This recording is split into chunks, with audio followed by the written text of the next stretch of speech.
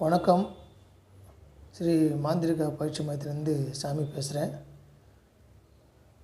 இப்போது இது என்னோடய அனுபவத்தில் நடந்த ஒரு விஷயத்தை பற்றி பகிர்ந்து கொள்ள போகிறோம் நம்ம நேர்களுக்காக. என்ன ஒரு விஷயம்னா, ஒரு நபர் அவங்க வீட்டில் பிரச்சனை இருக்கான்னு சொல்லிட்டு ஏதோ ஒரு பின்தொடர்கிற மாதிரி ஒன்று இருக்குது. நம்ம சமையல் ரூம் போனாலும் சரி, தூங்குறதுக்கு போனாலும் சரி, ஏதோ அருகாமையிலே உட்காந்துருக்கிற மாதிரி அவங்களுக்கு ஒரு ஃபீல் நடக்குது. அதுக்காக நம்மளை பார்க்க வந்தாங்க. நம்ம என் குருநாதர் கற்றுக் கொடுத்த மாதிரி நாடி பார்த்து நம்ம சொல்லுவோம்.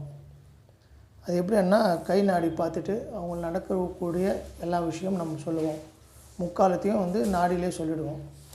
அது என் குருநாதரே எனக்கு கற்றுக் கொடுத்தாரு. அதன்படி தான் நம்ம பார்க்குறது எல்லோரையும். சரி, அவர் எதிர்க்க உட்கார வச்சு நாடி பிடிச்சி பார்க்கும்போது அவங்களோட அப்பா அழுகுறாரு. ஏங்க அழுகுறீங்க, என்ன விஷயம்னா, என் பொண்டாட்டி அதோட என்கிட்ட வந்த நபரோட அவங்க அப்பா சொல்கிறாரு, என் பொண்டாட்டி அவங்க கூட பேசணும்னு சொல்கிறாங்க. அவர் எது சொன்னாலும் ஏற்றுக்க மாட்டேன்றான், தெரிய மாட்டேன் அந்த பையனுக்கு, நீங்கள் கொஞ்சம் சொல்லுங்கள். சரிங்க, அவங்க எங்கே இருக்காங்கன்னு சொன்னால் நான் கூப்பிட்றேன்னு சொல்லும்போது அவர் கூப்பிட்டாரு.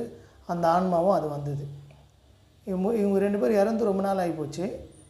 அவங்க ஆன்மா திருப்பி பிற்பாடு நான் அந்த அம்மா கிட்டே கேட்குறேன், என்னம்மா சொல்லணும், உங்கள் பையன்கிட்ட சொல்லுங்கம்மா அப்படின்னு சொல்லும்போது, ஒரு 45 வருஷத்துக்கு முன்னால் அவங்க சொத்து கிராமத்தில் ஒரு 16 ஏக்கர் என்னவோ இருக்குது. அந்த சொத்து டாக்குமெண்ட்ஸ் என்ன பண்ணியிருக்காங்க, அவங்க சொந்தக்காரர்கிட்ட கொடுத்து வச்சுருக்காங்க. அதுக்கப்புறம் அவங்க காலமான பிற்பாடு அந்த ரகசியம் இவங்களுக்கு சொல்லாமல் போனதுனால அவங்க அந்த டாக்குமெண்ட் பற்றி அவங்க இவங்கக்கிட்ட இவங்க வாரிசுக்கிட்ட எதுவுமே சொல்லாமல் மறைச்சிட்டாங்க. அந்த சொத்தை அபகரிக்க பார்க்குறாங்க. அதனால் என் பையனுக்கு நான் சொல்கிறேன், அவன் எவ்வளோ சொன்னாலும் எந்த முறை சொல்ல நினச்சாலும் நான் போய் சொன்னாலும் அவனுக்கு புரிய மாட்டேங்குது. ஏன்னா என்னோடய வாரிசுகள் கஷ்டப்படுது. அதனால் அவங்களுக்கு என் சொத்து சேரணும்னு சொல்லிட்டு, அது எங்கள் அம்மா எனக்கு கொடுத்த சொத்து, தாய் வீட்டு சொத்து, அதில் என் பையனுக்கு நான் தரணும், நீங்கள் அந்த பையனுக்கு சொல்லுங்கள் அப்படின்னு என்கிட்ட சொல்கிறாங்க. அப்போ நான் அவர் கேட்குறேன், ஏங்க இந்த மாதிரி உங்கள் அப்பாவும் உங்கள் அம்மாவும் ஆன்மாவும் வந்திருக்காங்க.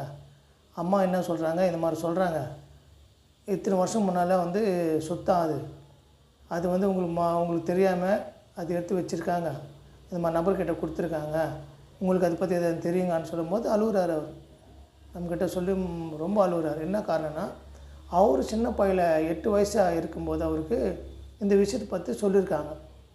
இந்த மாதிரிப்பா நம்ம சொத்து இங்கே இருக்குது, ஆய சொத்து இங்கே இருக்குது அந்த மாதிரி சொல்லியிருக்காங்க. இந்த நபரும் சொல்லியிருக்காங்க, விஷயம் சொல்லியிருக்காங்க. ஆனால் அவர் மறந்துட்டார்.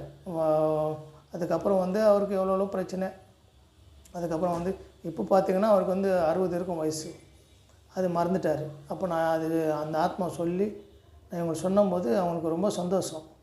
அதுக்கப்புறம் அதுக்குரிய விஷயங்கள் அவங்க கால் பண்ணி அவங்க சொந்தக்காரங்களாம் சொல்லி, எந்த பேர் உள்ள நபர் இருக்காங்களான்னா அவங்க வாரிசெல்லாம் இருக்காங்க, இந்த மாதிரி இடம் இருக்கான்னா ஊரில் மாமா இடம் இருக்குது அன்னு சொல்லி அவங்களுக்கு கன்ஃபார்ம் பண்ணிட்டாங்க. அதனால் இப்படிப்பட்ட விஷயங்கள் ரொம்ப சுவாரஸ்யமாக இருக்கும் கேட்கவே. இதில் என்ன ஒரு பெரிய விஷயம்னா, என் குருநாதர் தான் அந்த நன்றி ரொம்ப தெரிவிக்கணும். ஏன்னா ஆத்மாவு கூட எந்த மாதிரி ஆத்மாவோடையும் பேசக்கூடிய தன்மை கற்றுக் கொடுத்தாரு. அதனால் பாருங்கள் எவ்வளோ பேர் நன்மை நடந்திருக்கு ஒரு குடும்பத்துக்கு. மாந்திரிக விஷயத்தில் எவ்வளோ பேர் ஆச்சரியமான விஷயங்கள் இருக்கான்னா எவ்வளோ சந்தோஷப்படைய விஷயம் பாருங்கள்.